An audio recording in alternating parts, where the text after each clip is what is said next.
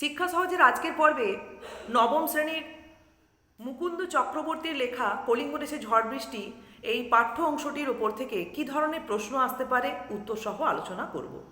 এর আগের একটি লাইভ ক্লাসে তোমাদের কাছে এই কবিতাটির বা এই পাঠ্য অংশটির বিষয়বস্তু আলোচনা করেছিলাম এবং সেখানে মূলত দুটি চিত্রের কথা আমি তোমাদের পুরো পাঠ্য অংশ জুড়ে তুলে ধরার চেষ্টা করেছিলাম। একটি হচ্ছে কলিঙ্গের বুকে সংগঠিত হওয়া যে প্রবল প্রাকৃতিক বিপর্যয়ের চিত্র এবং সেই সঙ্গে সেই প্রাকৃতিক বিপর্যয় কিভাবে কলিঙ্গ এবং কলিঙ্গের অধিবাসীদের ওপর প্রভাব ফেলেছিল তার চিত্র।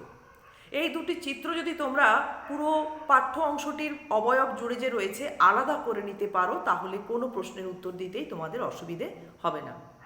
এবং আজকের এই ভিডিওটি শুরু থেকে শেষ পর্যন্ত যদি তোমরা মনোযোগ সহকারে দেখো তবেই বুঝতে পারবে এই টেক্সট পোর্শনের ওপর থেকে কি কি প্রশ্ন তোমাদের তৈরি করতে হবে। প্রশ্নগুলো কিন্তু আমি মুখেই বলছি এবং সেই সঙ্গে উত্তরের অংশটাও আলোচনা করে দিচ্ছি। দেখো, একদম প্রথমের দিকে তোমাদের একটি টেক্সটের লাইন রয়েছে, প্রলয় গনিয়া প্রজা ভাবয়ে বিষাদ। এখানে প্রজা বলতে কাদের কথা বোঝানো হয়েছে এবং কোন পরিস্থিতিতে পড়ে প্রজাদের মন বিষাদগ্রস্ত হয়ে উঠেছিল। তাহলে আমরা উত্তরটা কিভাবে শুরু করব?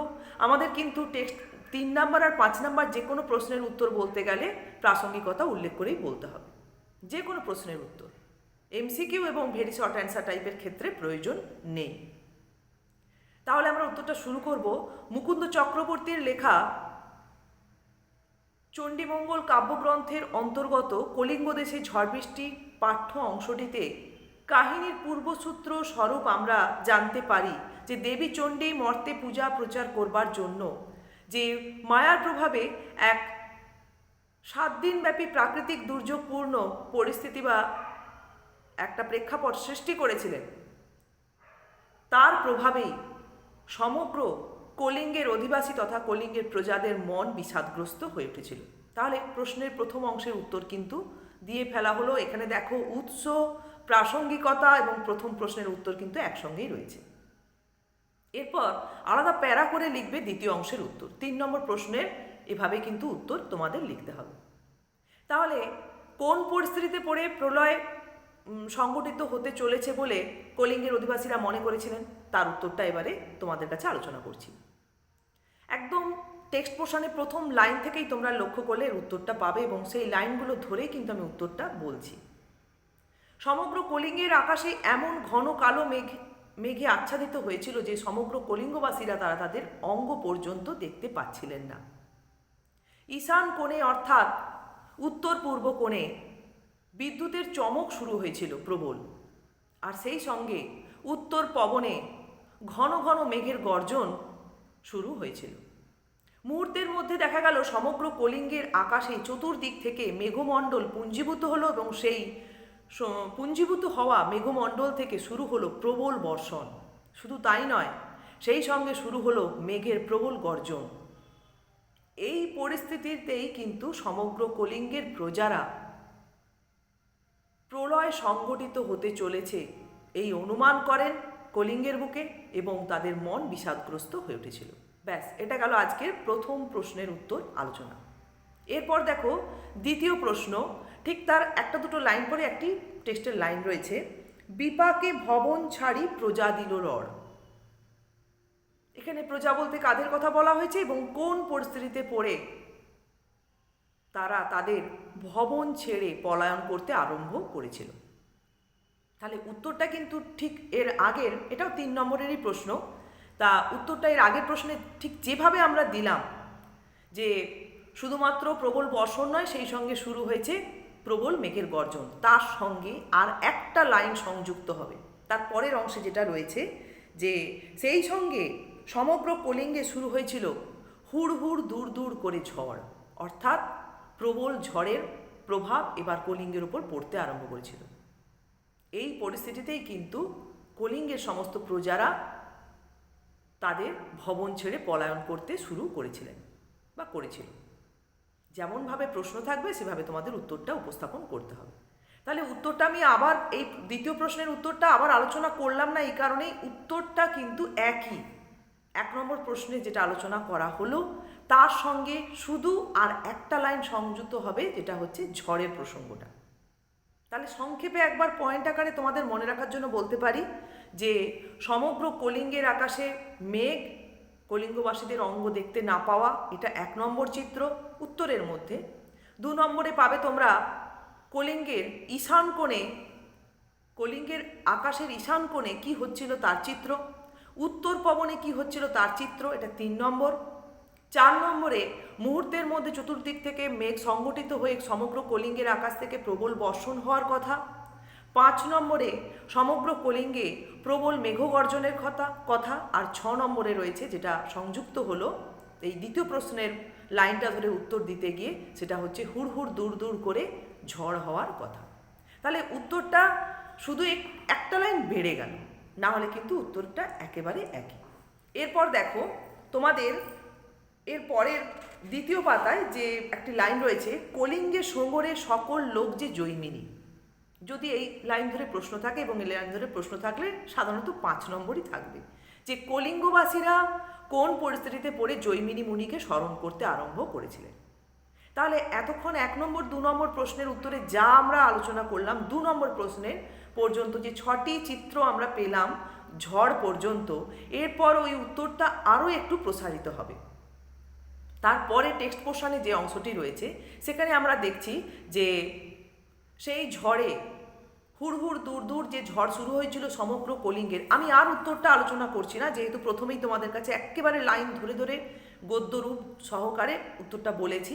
এবারে ওর পরবর্তী অংশ, যদি জৈমিনী মুনিকে স্মরণ করার কারণ হিসেবে আমরা উত্তর লিখতে যাই, আর কতটা আমরা সংযুক্ত করব সেটাই আলোচনা করছি। এই ঝড়ের প্রভাবে দেখা গেল সমগ্র কলিঙ্গে যা কিছু সবুজ ছিল সবই কিন্তু ধুলায় আচ্ছাদিত হলো। এমনকি ক্ষেতের যে শস্য ছিল তাও ক্ষেত থেকে উৎপাটিত হয়েছিল। দেখা গেল সমগ্র কলিঙ্গের আকাশ থেকে যে প্রবল হারে বর্ষণ শুরু হয়েছে, যেন মনে করা হলো অষ্টগজরাজ তাদের সুর থেকে জল বর্ষণ করতে শুরু করেছেন। শুধু তাই নয়, সেই সঙ্গে শুরু হলো প্রবল মেঘের গর্জন, যাতে করে কলিঙ্গবাসীরা তাদের কেউ কারো কথা পর্যন্ত শুনতে পেলেন না। আর সেই অন্ধকারময় পরিস্থিতিতে কলিঙ্গের অধিবাসীরা কলিঙ্গের সন্ধ্যা দিবস রজনী কোনো কিছুই আর আলাদা করে অনুভব করতে পারলেন না। ফলে এই বিপদের মধ্যে পড়ে বা এই পরিস্থিতি থেকে পরিত্রাণ পাওয়ার জন্য, এই বিপদ থেকে রক্ষা পাওয়ার জন্য সমগ্র কলিঙ্গবাসীরা সিদ্ধ পুরুষ জৈমিনী মুনির নাম স্মরণ করতে শুরু করেছিলেন। তাহলে পরপর চিত্রটা কিন্তু একটু বেড়ে গেল, শুধু উত্তরের পরিসরটা বাড়লো এবং নাম্বারটাও সেখানে তোমাদের বড়ই প্রশ্নের মধ্যে এই ধরনের লাইন তুলে প্রশ্ন থাকবে, নাম্বারটাও বেশি থাকবে। তাহলে দেখো এর পরে টেক্সট পোর্শনে আরও একটি লাইন রয়েছে, যেমন ধরো নিরবধি 7 দিন বৃষ্টি নিরন্তর।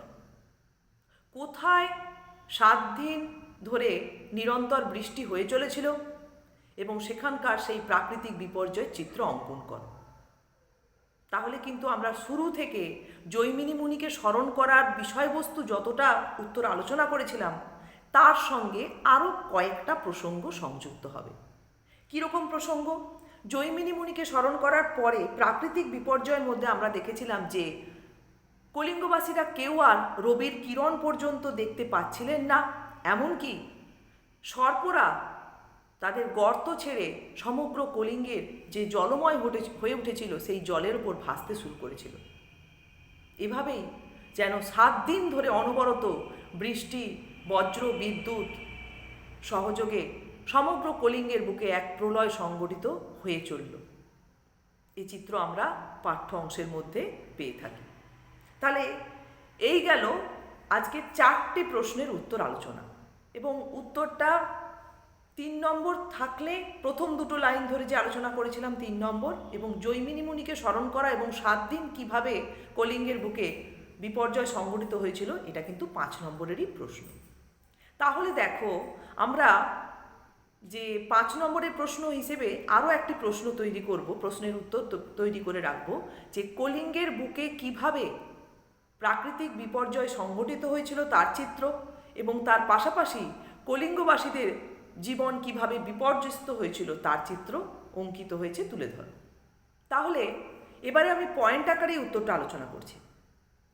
প্রথমেই কলিঙ্গের যে সমগ্র কলিঙ্গ অন্ধকারে আচ্ছাদিত হয়ে যাওয়ার কথা, এটা বলতে হবে 1 নম্বরে। 2 নম্বরে আসবে কলিঙ্গের ঈশান কোণে বিদ্যুতের চমক। 3 নম্বরে আসবে কলিঙ্গের উত্তর পবনে মেঘের গর্জন। 4 নম্বরে আসবে সমগ্র কলিঙ্গের আকাশ চতুর্দিক থেকে মেঘে আচ্ছাদিত হয়ে বা মেঘ পুঞ্জীভূত হয়ে প্রবল বর্ষণের কথা। 5 নম্বরে আসবে প্রবল মেঘ গর্জনের কথা। 6 নম্বরে আসবে হুড়হুড় দূর দূর করে ঝড় বয়ে যাওয়ার কথা। 7 নম্বরে আসবে সমগ্র কলিঙ্গের যা কিছু সবুজ ছিল সমস্ত কিছু ধুলায় আচ্ছাদিত হওয়া এবং ক্ষেত থেকে শস্যের উৎপাটিত হওয়ার কথা, এটা 7 নম্বর। 8 নম্বরে কলিঙ্গের সমগ্র আকাশ থেকে প্রবল বর্ষণ, যেন অষ্টগজরাজের সুর দ্বারা জলবর্ষণের চিত্র। 9 নম্বরে আসবে এমন মেঘের গর্জন যে কলিঙ্গবাসীদের কেউ কারোর কথা পর্যন্ত শুনতে না পাওয়া। 10 নম্বরে আসবে নিরন্তর 7 দিন ধরে বৃষ্টি হওয়া, সন্ধ্যা দিবস রজনী আলাদা করে বুঝতে না পারা এবং রবির কিরণ দেখতে না পাওয়া। একসঙ্গেই আমরা করে দেব, কেননা উত্তরটা তো অনেকটাই বেড়ে যাচ্ছে, সেখানে আমাদের কিছুটা সংক্ষেপে আনতে হবে। এভাবে আমরা কলিঙ্গের যে প্রাকৃতিক দুর্যোগের চিত্র পেয়ে থাকি, সেখানেই কিন্তু প্রাকৃতিক দুর্যোগ থামে না। এরপর কলিঙ্গে ঝড়ের পরিমাণ বাড়তে আরম্ভ করে এবং সেই সঙ্গে কলিঙ্গের আকাশ থেকে পড়তে আরম্ভ করে বড় বড় আকারের শিল। ঠিক ভাদ্র মাসে তাল গাছ থেকে তাল যেভাবে মাটিতে পড়ে থাকে, ঠিক সেই রকমই কলিঙ্গের অধিবাসীদের বাড়ির চাল বিদীর্ণ করে পড়তে আরম্ভ করেছিল শিল। আর অলৌকিক প্রভাব যেটা আমরা স্পষ্টই পাই, দেবী চণ্ডীর আদেশ পেয়ে বীর হনুমান সমগ্র জলমগ্ন কলিঙ্গের বেঁচে থাকা মঠ অট্টালিকাগুলিকে ধ্বংস করতে ধাবিত হয়ে আসেন, আর নদ নদীরা ধেয়ে আসে সমগ্র কলিঙ্গের সেই দুর্যোগকে আরও ঘনীভূত করে তোলার জন্য। তাহলে এভাবেই আমরা কলিঙ্গের বুকে প্রাকৃতিক বিপর্যয় সংঘটিত হওয়ার চিত্র লক্ষ্য করি। দেখো, আমি তোমাদের পয়েন্ট আকারে উত্তরটা আলোচনা করছি, কিন্তু পয়েন্ট করে কেউ লিখবে না। গদ্য আকারে প্রত্যেকটা বাক্য পাশাপাশি লিখবে, 1, 2, 3, 4 পয়েন্ট করে লিখবে না, শুধু পয়েন্ট করে মনে রাখবে। তাহলে তোমাদের মনে রাখবে যে আমি 10টা কি 12টা, আমার 14টা পয়েন্ট আছে, এবং পরপর ওই চিত্রগুলো তোমাদেরকে উত্তরের মধ্যে উপস্থাপন করতে হবে। তবে কিন্তু 5 নম্বরের মধ্যে ফুল মার্কস নাই পাও, চোখ বন্ধ করে কিন্তু 4.5 অতি অবশ্যই পাও উত্তর, যদি কোথাও কোনোভাবে তোমরা বিষয়বস্তু ছেড়ে না যাও। এবারে কলিঙ্গবাসী বা কলিঙ্গের উপরের প্রভাব কি পড়লো, এটা আলাদা করে আমরা তুলে ধরব। কীরকম না, একদম টেক্সটের প্রথমেই আমরা দেখি, পাঠ্যাংশের শুরুতেই দেখি যে সমগ্র কলিঙ্গ এমন অন্ধকারে আচ্ছাদিত হয়েছিল যে কলিঙ্গবাসীরা তারা তাদের অঙ্গ পর্যন্ত দেখতে পাচ্ছিলেন না। কলিঙ্গবাসীদের মন বিষাদপূর্ণ হয়ে উঠেছিল, কলিঙ্গে এক প্রলয় সংঘটিত হতে চলেছে একথা মনে করে। শুধু তাই নয়, কলিঙ্গবাসীরা তাদের ঘর ছেড়ে পলায়ন করতে আরম্ভ করেছিলেন। কলিঙ্গবাসীরা তাদের কলিঙ্গের এই প্রাকৃতিক দুর্যোগপূর্ণ পরিস্থিতিতে প্রবল মেঘগর্জনের কারণে কেউ কারোর কথা পর্যন্ত শুনতে পাচ্ছিলেন না। তারা জৈমিনী মুনির নাম স্মরণ করতে বাধ্য হয়েছিলেন সেই বিপদ থেকে পরিত্রাণ লাভের জন্য। এরপর কলিঙ্গবাসীরা সর্প ভয় ভীত হয়ে উঠেছিলেন। তাদের বাড়িগুলো, তাদের আশ্রয়স্থান তারা হারাতে বসেছিলেন। সমগ্র কলিঙ্গের পথ ঘাট সমস্ত কিছু হারিয়ে গিয়েছিল। জলমগ্ন কলিঙ্গের অধিবাসীরা এই বিপদে বা এইভাবে প্রাকৃতিক দুর্যোগপূর্ণ শিকার হয়েছেন বলেই কিন্তু আমরা পাঠ্যাংশে তাদের এই রূপ তুলে ধরতে পারি। এভাবে আমরা কলিঙ্গ দেশে ঝড় বৃষ্টি পাঠ্যাংশে কলিঙ্গের অধিবাসীদের বিপর্যয়ের প্রভাব কিভাবে পড়েছিল তার চিত্র পেয়ে থাকি। তাহলে এটা গেল একটু সংক্ষিপ্ত। দেখো, দুটো জিনিস কিন্তু আলাদা নয়, একটা প্রাকৃতিক বিপর্যয়ের চিত্র আর একটা প্রাকৃতিক বিপর্যয়ের প্রভাব কিভাবে কলিঙ্গ বা কলিঙ্গের অধিবাসীর ওপর পড়েছিল তার চিত্র। দুটো কিন্তু একদম কোরিলেটেড, যেহেতু বিপর্যয় সংঘটিত হয়েছিল তাই কলিঙ্গবাসীদের জীবন কিন্তু বিপর্যস্ত হয়েছিল। তুমি যখন কলিঙ্গের অধিবাসীদের জীবন বিপর্যস্ত হচ্ছে তখন এত ঝড় বৃষ্টি বজ্র বিদ্যুতের কথা বলতে হবে না, তখন তারা কি পরিস্থিতির মুখোমুখি হয়েছিল সেটাই কিন্তু পয়েন্ট আকারে মনে রাখতে হবে এবং লিখতে হবে গদ্য আকারে উত্তরটা। তাহলে আজকে তোমাদের কাছে আমি মূলত আলোচনা করলাম 2টি 3 নম্বরের প্রশ্ন এবং 3টি 5 নম্বরের প্রশ্ন। আবার একবার প্রশ্নগুলো তোমাদেরকে বলে দিচ্ছি। প্রথম প্রশ্ন ছিল 3 নম্বরের, আমাদের একদম টেক্সট পোর্শনের শুরুর দিকের লাইন ধরে, যে প্রলয় গনিয়া প্রজা ভাবয়ে বিষাদ। প্রজা কারা, এখানে কোন প্রজাদের কথা বলা হয়েছে এবং কোন পরিস্থিতিতে পড়ে তাদের মন বিষাদগ্রস্ত হয়েছিল, 3 নম্বর। দ্বিতীয় প্রশ্ন ছিল বিপাকে ভবন ছাড়ি প্রজা দিল রড়। কোন প্রজাদের কথা বলা হয়েছে এবং কোন বিপদে পড়ে তারা তাদের ভবন ছেড়ে পলায়ন করতে আরম্ভ করেছিলেন। এটাও 3 নম্বর এবং 2 নম্বর প্রশ্ন। তারপরে 3 নম্বরের প্রশ্ন ছিল কলিঙ্গে সঙ্গরে সকল লোক যে জৈমিনী। কোন পরিস্থিতিতে পড়ে কলিঙ্গের লোকেরা বা কলিঙ্গের অধিবাসীরা জৈমিনী মুনির নাম স্মরণ করেছিলেন, এটা 5 নম্বর।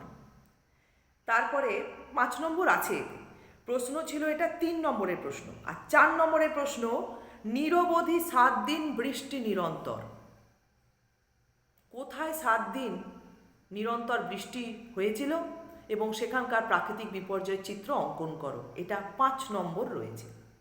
এরপর কোনো লাইন ধরে প্রশ্ন নয়, একটি 5 নম্বরের বড় প্রশ্ন যে কলিঙ্গ দেশে ঝড় বৃষ্টি পাঠ্যাংশে কিভাবে প্রাকৃতিক বিপর্যয়ের চিত্র সংগঠিত হয়েছে বা ফুটে উঠেছে এবং কিভাবে সেই প্রাকৃতিক বিপর্যয় কলিঙ্গবাসীদের বা কলিঙ্গ বিপর্যস্ত হয়েছে তার চিত্র অঙ্কিত হয়েছে, আলোচনা করো।